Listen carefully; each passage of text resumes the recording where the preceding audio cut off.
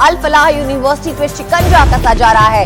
University से जुड़े trust पर रेड की जा रही है। ओखला समेत 25 जगहों पर छापेमारी की गई है। केंद्रीय एजेंसियों की छापेमारी जारी है। बता दें, अल फलाह यूनिवर्सिटी फरीदाबाद में भी ईडी की टीम इस वक्त मौजूद है। तो लगातार छापेमारी हो रही है। ट्रस्टियों के जो ठिकाने हैं उन पर छापेमारी की जा रही है। और अब दिल्ली ब्लास्ट से जुड़ी हुई ये बड़ी खबर सामने आ रही है कि आज अल फलाह यूनिवर्सिटी में शिकंजा कसा जा रहा है। यहाँ पर ताबड़तोड़ छापेमारी चल रही है।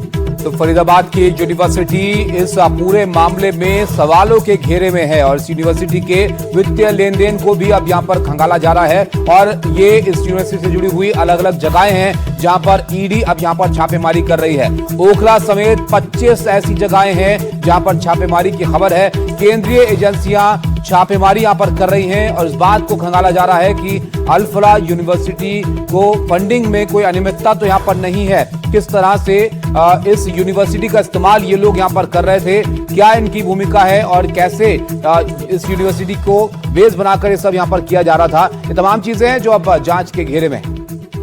हमारी संवाददाता तनुष्का इस खबर पे हमारे साथ जुड़ गई हैं। तनुष्का, देखिए, यूनिवर्सिटी प्रबंधन तो कह रहा है कि उनका इन 4 आरोपी डॉक्टर से कोई लेना देना नहीं, लेकिन फिर भी जांच जारी है। क्या कुछ सामने आया है? जी बिल्कुल, यूनिवर्सिटी ने अपने स्टेटमेंट में तो यही मेंटेन किया है कि उनका कोई लेना देना नहीं था इन डॉक्टर्स से जो वाइट कॉलर टेरर मॉड्यूल यहाँ से ऑपरेट कर रहे थे। मैं अभी अल फलाह यूनिवर्सिटी के फरीदाबाद कैंपस पर मौजूद हूँ। ये वो 70 एकड़ का कैंपस है जहाँ पर से ही डॉक्टर उमर नबी, डॉक्टर मुजम्मिल, डॉक्टर शाहीन अपने रोज का काम भी करते थे और प्लानिंग भी चल रही थी दिल्ली ब्लास्ट को लेकर के भी। अभी इस दौरान एनफोर्समेंट डायरेक्टरेट की छापेमारी इस कैंपस में भी चल रही है। 25 लोकेशंस पर रेड्स चल रही है एनफोर्समेंट डायरेक्टरेट की अभी। और जितने भी लोग ट्रस्टीज भी अल फलाह यूनिवर्सिटी के जो जुड़े हुए हैं, ट्रस्टीज इस यूनिवर्सिटी के, उनके घरों पर भी रेड्स अभी इस दौरान चल रहे हैं। ओखला में जो हेडक्वार्टर्स है अल फलाह यूनिवर्सिटी का, वहां पर भी एनफोर्समेंट डायरेक्टरेट की टीम मौजूद है और रेड्स साइमल्टेनियसली ये सारे लोकेशंस पर की जा रही है। अभी ये रेड्स क्यों की जा रही है? क्योंकि जो फंडिंग का है, इन्वेस्टमेंट का मामला है अल फलाह यूनिवर्सिटी का, वो कहाँ से आ रहा है, कहाँ से इतने पैसे आ रहे थे अल फलाह यूनिवर्सिटी के पास, ये सारे चीज़ों पर जो क्वेश्चंस लगे हैं उन पर जांच करने के लिए ये रेड्स चल रहे हैं। अभी अल फलाह यूनिवर्सिटी की जो वाइस चांसलर है जावेद अहमद सिद्दीकी, उनके जो भाई हैं हमूद अहमद सिद्दीकी, उनके भाई को अरेस्ट कर लिया गया है मध्य प्रदेश पुलिस ने। हैदराबाद से, वो हैदराबाद में छुप रहे थे और उनकी भी investment, fraud, forging of documents, cheating के केसेस रहे हैं साल 2000 से लेकर के ट्रैक्स ऑफ ₹40 लाख तक। तो ये सबको और डिटेल में ऑफ कोर्स इन्वेस्टिगेट करने के लिए एनफोर्समेंट डायरेक्टरेट की टीम इस यूनिवर्सिटी के कैंपस के अंदर मौजूद है और ओखला के लौटेंगे और जानकारी के लिए। तो दिल्ली धमाके के बाद से अल फलाह यूनिवर्सिटी पर लगातार शिकंजा कसा जा रहा है। आपको बता दें, अल फलाह यूनिवर्सिटी पर शिकंजा कसा गया, उसके बाद की ग्राफिक्स के जरिए आपको समझा दें कि यूनिवर्सिटी सवालों के घेरे में किस तरह से आई। धमाके के केस में तो सवालों में यूनिवर्सिटी है ही, इसके अलावा जमीन को लेकर अतिक्रमण का केस भी इस यूनिवर्सिटी पे चल रहा है। यूनिवर्सिटी की जमीन की पैमाइश हुई है और इस मामले में फरीदाबाद क्राइम ब्रांच ने जांच शुरू की। धोखाधड़ी और जालसाजी की 2 FIR दर्ज हुई हैं। यूनिवर्सिटी चेयरमैन को दिल्ली पुलिस ने समन भेजा। यूनिवर्सिटी चेयरमैन जवाद अहमद से जल्द पूछताछ भी संभव है। बता दें कि चेयरमैन के भाई हमूद सिद्दीकी की गिरफ्तारी हो चुकी है। बिना मंजूरी के किए गए निर्माण की जांच भी जारी है और जांच पूरी होने के बाद हो सकता है कि बड़ा एक्शन लिया जाए।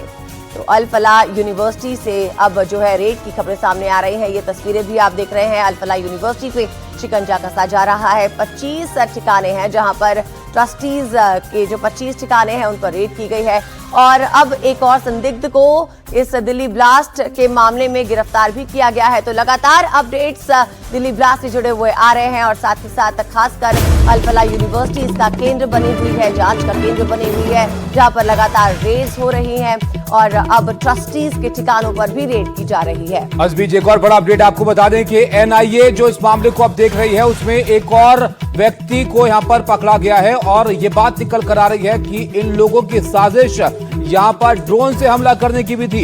एनआईए ने आत्मघाती हमलावरों के साथी को यहां पर पकड़ा है। श्रीनगर से डॉक्टर उमर का साथी जसीर अरेस्ट किया गया है और जसीर बिलाल वानी को कल एनआईए ने अरेस्ट किया है और यहां पर जानकारी मिल रही है कि अनंतनाग का रहने वाला है संदिग्ध जसीर बिलाल, जिस पर यह संदेह है कि ये तकनीकी सपोर्ट यहां पर इन लोगों को दे रहा था और इन लोगों की प्लानिंग यहां पर ड्रोन का इस्तेमाल करने की थी। आमिर राशिद के बाद ये दूसरी बड़ी गिरफ्तारी है जिसको यहां पर किया गया। दिल्ली धमाके का साजिश करता है जसीर बिलाल। हमारे संवाददाता मुकेश इस खबर पे हमारे साथ जुड़ गए हैं। तो मुकेश बताइए, अब जो ये तार बिलाल से जुड़ते हुए नजर आ रहे हैं, इस पर क्या जो है सामने आ रहा है? जी देखिए, जो जासिर बिलाल वो अनंतनाग का रहने वाला है और जो आदिल अहमद रादर जो पहले पकड़ा गया था सहारनपुर से, उसका पड़ोसी है। तो इसको एनआईए ने गिरफ्तार किया है। ये दिल्ली ब्लास्ट मामले में दूसरी बड़ी गिरफ्तारी है। एनआईए के मुताबिक जो जासिर बिलाल वानी है वो काफी टेक्निकल रूप से काफी स्ट्रांग है और ये ड्रोन को मॉडिफाई करके उसमें विस्फोटक लगाकर ब्लास्ट करने की तैयारी कर रहा था। दूसरा, ये रॉकेट लॉन्चर भी बनाने की कोशिश कर रहा था। तो एक तरह से जिस तरह से हमास हमला करता है गाजा पर या सीरिया पर, उसी तरीके से जो जासिर बिलाल वानी है वो हमास की तर्ज पर कई आतंकी हमले करने की फिराक में था। ये बड़ी जानकारी एनआईए से निकलकर सामने आई है। एनआईए के मुताबिक जो जासिर बिलाल वानी है उमर मोहम्मद जो कि बॉम्बर था जिसने ब्लास्ट किया था लाल किले पर, उसके लगातार संपर्क में था और शुरुआत से लेकर ब्लास्ट होने तक पूरी कॉन्स्पिरेसी में शामिल था। तो एनआईए ने कल ही इसको अनंतनाग से गिरफ्तार किया है और कल श्रीनगर से जो एनआईए है वो इसको लेकर दिल्ली पहुंची है। अभी इससे पूछताछ चल रही है और कुछ ही देर में इसको पटियाला हाउस कोर्ट में पेश किया जाएगा, जहां से एनआईए इसकी और रिमांड मांगेगी। बिल्कुल मुकेश, बहुत जरूरी है इसकी और पूछताछ होना इस व्यक्ति से जो और ज्यादा राज यहां पर खो सकता है। मुकेश, आप बने रहेगा हमारे साथ। एक और अपडेट आपको इस बीच दे देते हैं। देखिए, एक एक करके जो पूरा टेरर नेटवर्क है ये डिकोड होता जा रहा है और एक और जानकारी इस मामले में ये सामने आई है। दिल्ली धमाके पर सूत्र ये बड़ी खबर दे रहे हैं कि जसीर बिलाल वानी से पूछताछ में बड़ा खुलासा हुआ है कि हमास की तर्ज पर बड़े हमले की तैयारी ये लोग कर रहे थे। छोटे ड्रोन, छोटे रॉकेट बनाकर दहलाने का इनका प्लान था और भारत में बड़े हमले की फिराक में ये मॉड्यूल यहां पर लगा हुआ था। ड्रोन को हथियार की तरह इस्तेमाल करने की साजिश थी और ड्रोन में कैमरा, बैटरी के साथ बम बना रहे थे आतंकी और ऐसे बम बनाने में जसीर वानी उर्फ दानिश माहिर बताया जा रहा है। सीरिया, गाजा, अफगान की तरह धमाके का प्लान इनका था। ये 3 तस्वीरें आप देख रहे हैं जहां पर हमास तर्ज पर धमाके की साजिश की गई थी। अल फलाह पर शिकंजा कसा गया है। साथ ही साथ तीसरी तस्वीर आप देख रहे हैं जहां पर ये बिलाल की हम बात कर रहे हैं जो एक संदिग्ध है। एक और संदिग्ध गिरफ्तार किया गया है। तो लगातार 2 गिरफ्तारियां हो चुकी हैं, उनसे पूछताछ जारी है।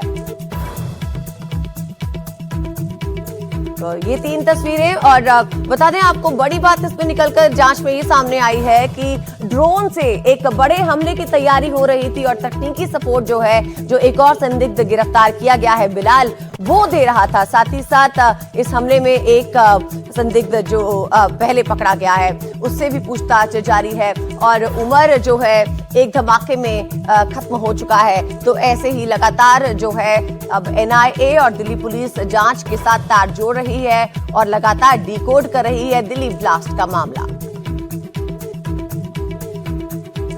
तो आपने देखा जैसे जैसे जांच आगे बढ़ रही है, हैरान कर देने वाली बातें यहां पर सामने आ रही हैं। कहां तक की साजिश ये लोग रच रहे थे कि ड्रोन का इस्तेमाल यहां पर किया जाए। अब जसीर बिलाल जो है, इससे पूछताछ में क्या क्या बड़े खुलासे हुए हैं ये भी आपको बता देते हैं।